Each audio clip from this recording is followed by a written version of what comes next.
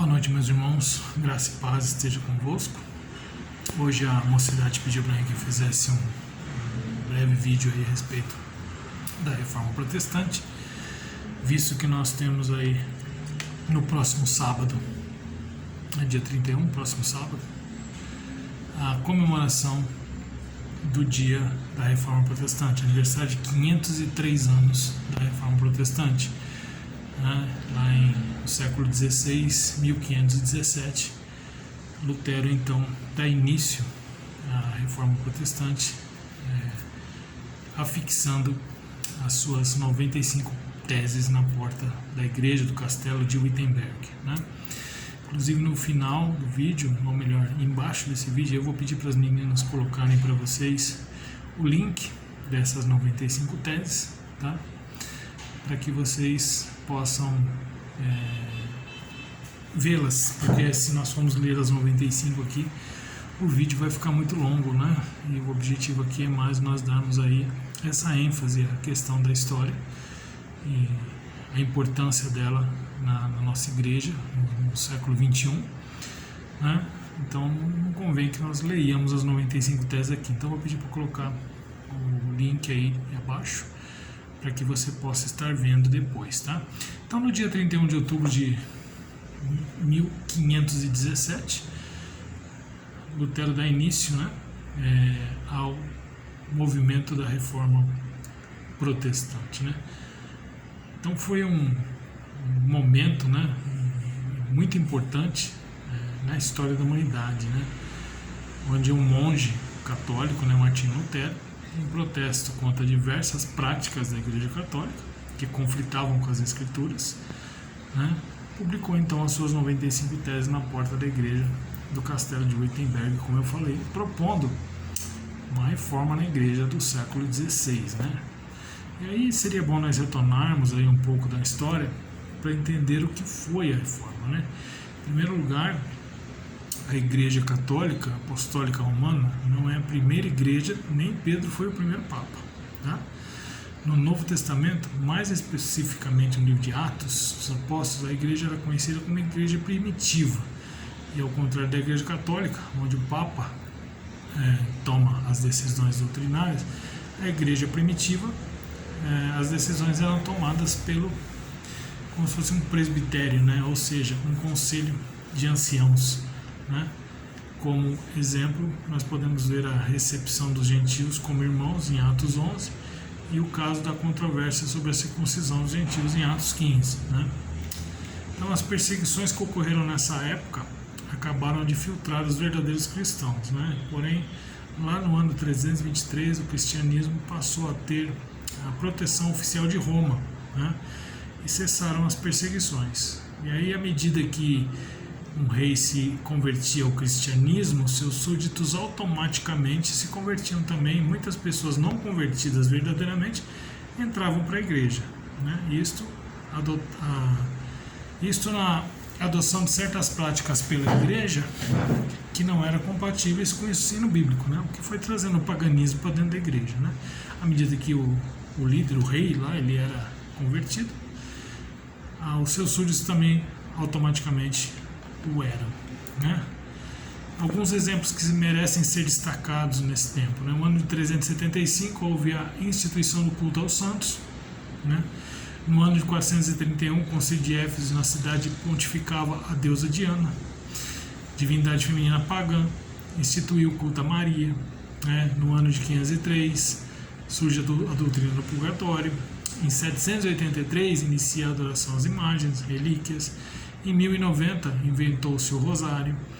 Para completar, em 1229 a leitura da Bíblia foi proibida. Agora, podemos dizer que ainda a gota d'água na questão da Reforma Protestante foi a venda de indulgências, promovida pelo Papa Leão X, para obter recursos para poder reconstruir a Basílica de São Pedro, o conhecido Vaticano. Na ocasião, João Tetzel, que era encarregado do Papa para promover a arrecadação de recursos, levou Lutero a publicar então as 95 teses na porta da igreja no dia 31 de outubro de 1517. Tá? Lutero foi julgado, foi excomungado e ficou foragido por um período e aproveitou então para traduzir a Bíblia para o alemão, tá? Oferecendo ao povo a possibilidade de ler o seu próprio idioma, o que não acontecia, porque a Igreja Católica Romana não permitia que o povo lesse a Bíblia na sua própria língua.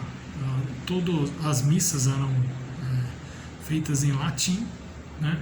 Então quem entendia latim poderia ler a Bíblia porque ela era em latim. Caso contrário, ninguém tinha acesso a poder ler as Escrituras. Inclusive, eu aconselho você, se ainda não assistiu, um filme antigo já, que é com Sean Connery, que chama O Nome da Rosa.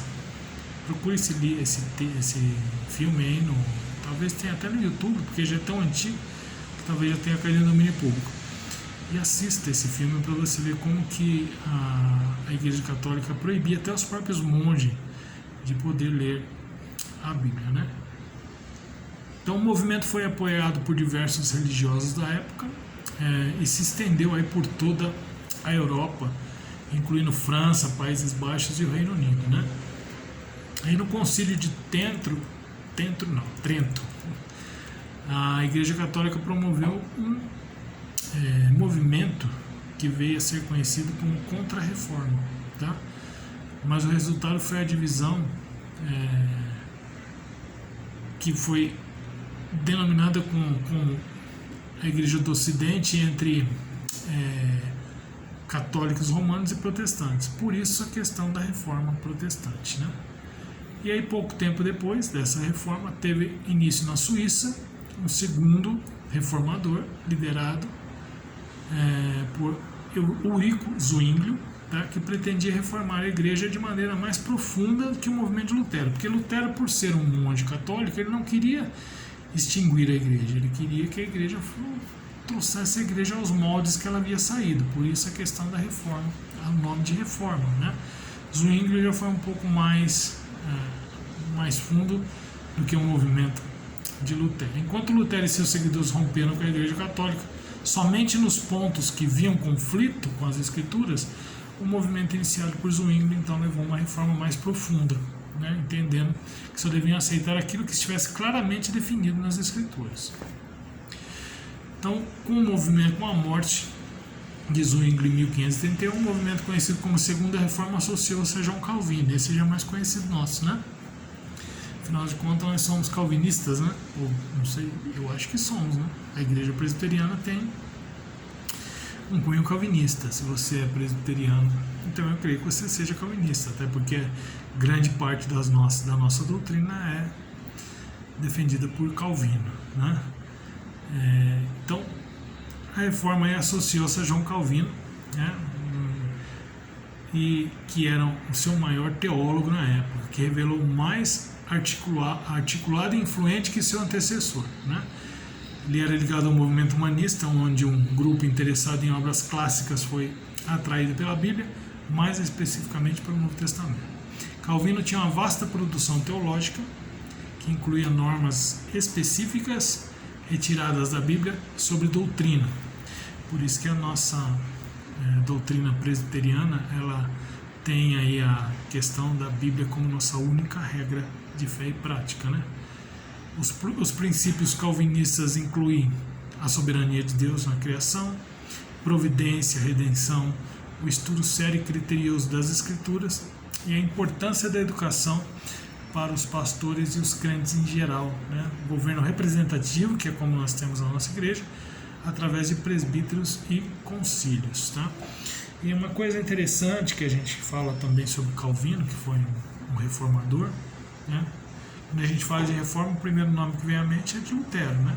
Depois de ler lá Romanos 1, 16, 17, houve a conversão, então a preocupação dele de bater de frente aí com a igreja católica, colocando lá as 95 teses dele na porta da igreja, do castelo, e também sendo excomungado da igreja, teve que fugir de lá, porque senão iria morrer, né?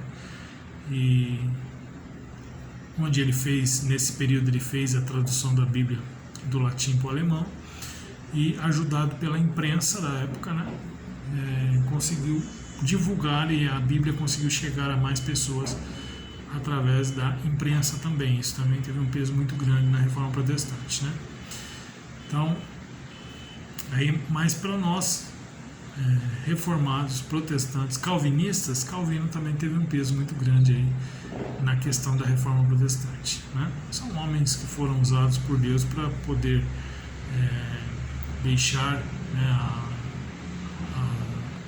essa influência e ter a preocupação de sempre ser mais próximo das Escrituras, não deturpar aquilo que as Escrituras dizem, né? E até hoje, né, os reformadores da época, eles tinham um princípio que até hoje anda conosco, que é a Escritura como única regra de fé e prática, Cristo como único mediador, a salvação pela graça mediante a fé e o sacerdócio universal dos crentes, né? E aí surge então aí o que nós chamamos dos 5 solas da Reforma, né? Que seriam 5 pilares que estavam sendo cruelmente atacados dentro da igreja, e houve a necessidade então dos reformadores fazerem aí essa declaração de que são 5 solas da igreja, que seria sola fide, ou seja, somente a fé; sola escritura, somente a escritura; solus Christus, somente Cristo; sola gratia, somente a graça; soli Deo gloria, glória somente a Deus. Eu vou depois ler para vocês essas 5 teses que nós tivemos a oportunidade, inclusive no domingo passado, nós reafirmarmos ela dentro do nosso culto, tá? Mas antes disso, eu gostaria de deixar para vocês também algo sobre a Reforma, que a gente fala muito de Lutero, Calvino, que, vamos dizer assim, apesar de termos aí 500 anos entre eles e nós, são os mais próximos e os mais conhecidos nós, mas antes deles houveram alguns homens valorosos também dentro da Igreja de Deus, que foram os pré-reformadores, tá? E aí eu gostaria de citar, por exemplo, John Huss, né, que morreu queimado. Então a gente vê que essa questão da Reforma Protestante não foi uma coisa que surgiu de um dia para o outro, né? Desde o século XIV já existia aí alguns homens que já haviam levantado algumas questões quanto os erros que a Igreja Católica estava cometendo. E a ideia de reforma, né, não seria extinguir a Igreja, mas sim trazê-la para os moldes que ela deveria nunca ter saído. Porém, uma vez que isso não aconteceu, o Papa não abriu mão de nada do que havia sendo feito, inclusive o que mais incomodava Lutero, que seria a venda das indulgências, né, que eram vendidos pedacinhos do céu, né? A pessoa poderia comprar tinha até a escritura, né, de um pedaço do céu, à medida que fizesse uma boa doação para a igreja, teria os seus pecados perdoados. Poderia inclusive essa venda de indulgências, ela ia além da vida, porque você poderia comprar a salvação de uma pessoa que já tinha morrido, né? Tirar a pessoa do purgatório, né? E isso para arrecadar fundos para que fizessem a reforma lá do Basílica de São Pedro, que é o atual Vaticano, né? Então, uma forma bem rápida, né? Porque se a gente for falar de reforma protestante, for falar de todos os reformadores, de tudo que aconteceu, o vídeo iria se estender demais, e porque aí se no seminário a gente tem às vezes um semestre de aula sobre isso, imagina falar disso tudo em um tempo curto aí de repente 20 minutos num vídeo, né? Mas só para a gente enfatizar a importância que teve a reforma protestante para nós. E se você faz parte de uma igreja presbiteriana, você é um crente reformado, protestante. Então, se alguém fala de reforma protestante para você, seria bom que você tivesse pelo menos uma noção do que foi a reforma protestante. Então, como eu disse, eu vou pedir para que se coloque o link das 95 teses de Lutero, Porém, eu gostaria de ler com vocês, para vocês, né, a questão dos 5 solas, né? Então vamos lá. Eu vou colocar aqui para ler com vocês. Nós já tivemos a oportunidade de, como eu disse, reafirmarmos os 5 solas dentro do nosso culto no domingo passado. Mas talvez vocês não estivessem no culto, talvez você não faz parte da nossa igreja, então eu gostaria de enfatizar com você os 5 solas, ou seja, os 5 pilares da igreja da Reforma Protestante, a importância desses 5 pilares. Então vamos lá, sola escritura, ou seja, somente a Bíblia. Eu gostaria de enfatizar uma coisa em relação a isso, meus queridos. Hoje em dia nós estamos pleno século XXI e tem algumas igrejas, ou até pastores, né? Talvez eu não devo usar o nome da igreja, porque às vezes se trata até de uma igreja tradicional, mas pastores dizendo que a Bíblia tem que ser atualizada. Veja que nível nós estamos chegando.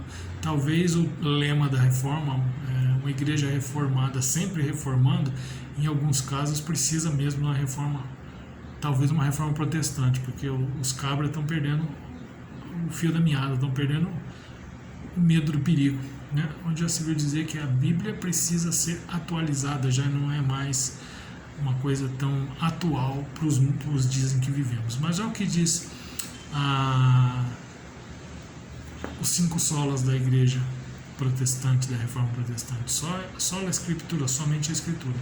Reafirmamos que a Escritura é inerrante como fonte única de revelação divina, escrita, única para constranger a consciência.